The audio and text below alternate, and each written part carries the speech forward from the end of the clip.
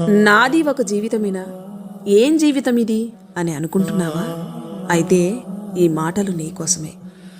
నీకు కష్టమనిపించే నీ ఉద్యోగం ఒక నిరుద్యోగికి జీవితకాల స్వప్నం.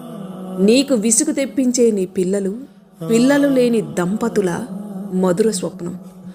నీకు లభించిన ఇల్లు అది చిన్నదైనా నీడలేని వారికి అద్భుత స్వప్నం.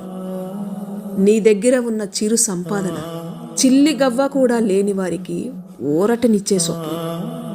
ఆరోగ్యవంతమైన నీ జీవితం రోగికి అమృతతుల్యమైన స్వప్నం.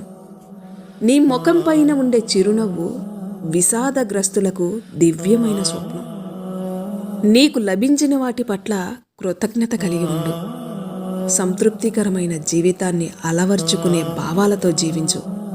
అప్పుడు ఆనందమే నీ చిరునామాగా మారుతుంది.